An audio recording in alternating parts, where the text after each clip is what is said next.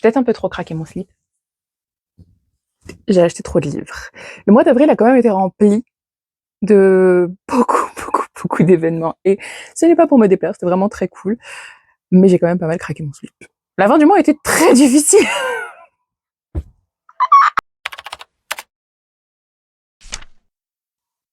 J'espère que ça va, ça fait longtemps, je reviens doucement mais sûrement, on va faire comme on peut, avec ce qu'on peut.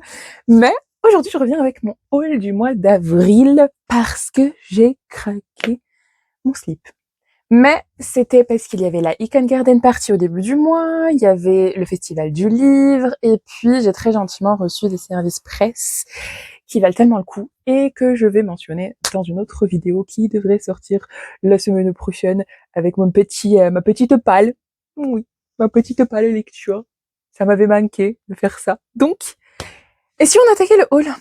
Je pense que je vais commencer avec mes achats de la Icon, mes achats et mes services presse en rapport avec la Icon, parce que c'est le premier événement du mois, donc on va faire par ordre chronologique, mais j'ai acheté Chocolat chaud et chemise à carreaux de Arnaud Evans. Je sais que c'est une romance d'hiver, mais il y a toute une histoire derrière de pourquoi du comment je l'ai, mais voilà, et en plus apparemment il est vraiment très mignon ce livre, donc et puis j'ai cru comprendre qu'il y avait une illustration, j'ai cru comprendre qu'il y avait des illustrations. Ok, c'est plutôt mignon, j'aime beaucoup. Ensuite, première chose que j'ai fait, bien évidemment, je suis arrivée à l'Icon et je suis partie au stand de Camille Gédel et Laetitia Tran et j'ai acheté la nouveauté de Laetitia Tran qui est vraiment beaucoup trop belle. Love Fast, Love Hard de Laetitia Tran. Donc, regarde-moi ce genre, c'est pas genre Victory or Love. C'est de la MotoGP. J'étais persuadée que c'était du F1 ou de l'IndyCar ou ne sais-je, de la course de voiture, mais c'est de la course de moto. Not complaining. Not complaining at all. Ensuite, pas très loin de chez Laetitia Tran et Camille Gédel, je suis partie chez ma chouchou Diane Berillia du collectif Unideg et j'ai pris cette nouveauté, à moins que... Oui, c'est bon. C'est Les Diamants de la Duchesse et cette fois-ci, celui-ci est écrit par Diane Berillia. Il y a le premier qui est Le Fantôme de la Duchesse et c'est écrit par Fantôme Fumé, mais celui-ci, voilà, c'est Diane Berillia et c'est le Diamant de la Duchesse. En fait, c'est une série très très courte de mystères, d'histoires de mystères à résoudre. Ensuite, il y a un webtoon que j'aime énormément qui se passe à Montréal et qui parle alors, de métamorphe et ça c'est distrait, c'est par un artiste français, c'est vraiment beaucoup trop cool et du coup bah j'ai déjà des illustrations de lui qui m'ont très gentiment été offertes par Laurine et que j'ai eu à la Icon de novembre et là bah je me suis dit il faut que je craque et donc j'ai acheté la version papier, le premier volume et bien évidemment je l'ai fait dédicacer comme d'habitude. Trop bien. Et bien évidemment tout ce que j'ai ici est dédicacé donc trop contente. Ensuite, j'ai fait quelques interventions. J'avais fait deux petits TikTok sur le sujet, mais j'avais fait 2 interventions avec des autrices qui sont super cool.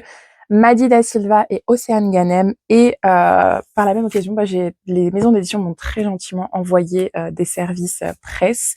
Et donc, j'ai Unfair 1 et 2 en relié. J'aspire. Magnifique. Beaucoup trop beau. C'est vraiment beaucoup trop beau. Non, vraiment, je suis amoureuse, complètement amoureuse. C'est vraiment trop beau. Merci Plume du Web parce que phénoménal. Franchement, et l'histoire, enfin, j'ai lu la première partie du premier volume et je voulais juste pleurer toutes les larmes de mon corps. Donc, j'ai beaucoup trop hâte de le terminer et de lire le deuxième. Mais je pense que je vais recommencer à lire le 1 pour ensuite vraiment lire et profiter du second volume.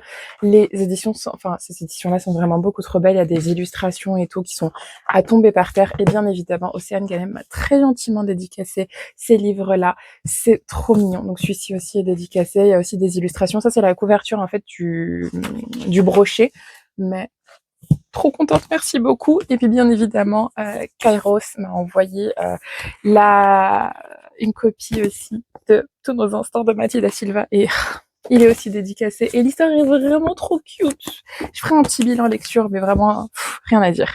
Ensuite, version manga parce que bon, on est sur le thème de la Icon. J'ai craqué sur 3 mangas à la Icon, non 2 mangas à la Icon et puis après le reste je les ai achetés sur Vinted. Mais Bright of Ignat qui a été très gentiment été envoyé en SP par Taifu et c'est beaucoup trop bien.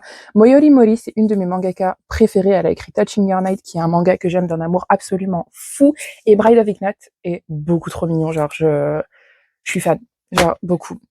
Et ensuite, j'ai acheté le volume 2 de Stream à minuit de Luria parce que j'avais reçu le volume 1, il y avait une exposition à la Icon pour justement ce manga.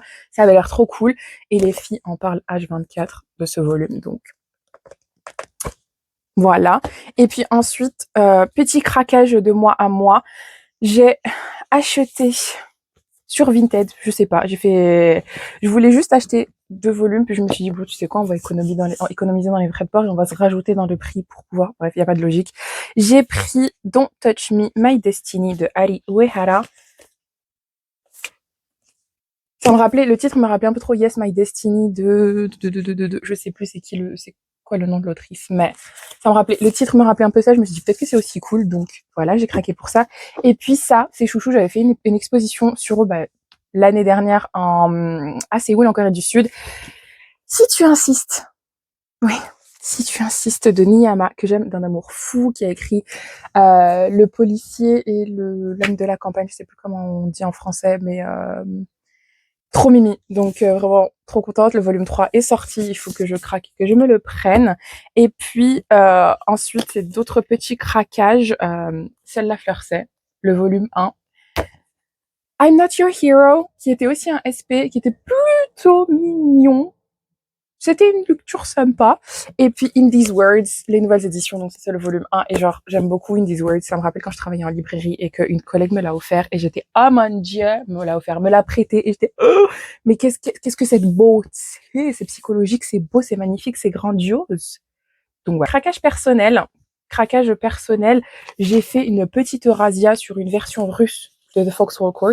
En français, une équipe de marginaux. Voilà, c'est un peu la vie que j'ai décidé de mener. Pourquoi pas? Voilà, pourquoi pas? Pourquoi pas? Voilà. Il doit pas être d'autres choses à expliquer. Pourquoi pas? Ensuite, parce que la couverture me rappelait beaucoup ça, et parce que Héloïse en parlait sur ses réseaux sociaux et a dit que c'était une très très belle lecture. J'ai pris Most Valuable Player de A.M. Woody. La couverture est juste trop belle et en plus c'est un floppy cover, donc bien évidemment que je vais craquer mon slip. Mais je dois avouer que Laurine me l'a offert, donc j'ai gardé celui qu'elle m'a offert et j'ai mis le mien à vendre et il est parti directement sur Vinted. Donc ça, je suis très ravie de ça. Ensuite, d'autres craquages parce que j'en parle tout le temps et parce que c'est un peu ma vie et toute ma personnalité. Mais à la Icon, j'ai vu une illustratrice italienne qui a fait en fait ses illustrations dans le volume italien, la version italienne de E.T. Rivalry. Et j'étais là, tu sais que ça fait très longtemps qu'il faut que je l'achète. Elle me dit, mais tu sais que genre c'était trop bien de travailler avec eux. J'étais, mais tu sais quoi? Et je l'ai commandé. Voilà. Donc il est jaspé, il y a marqué I'm coming to the cottage. Et ensuite, il y a les illustrations de Kika Art dedans. J'aurais trop kiffé lui demander de dédicacer, mais je l'avais pas à cette époque. Mais voilà. Cottage, ça c'est eux en face-off. Et ça c'est Awards. Ah, mon accent pourri. Et bien évidemment, comme je me suis dit, autant si je craque pour ça, autant craquer pour une autre langue que je lis, mais que je ne comprends pas nécessairement à 100%. Deutsch. Warum nicht? Ja. Et le jaspage est fait par la même illustratrice que la couverture, et donc vous m'envoyez extrêmement ravie.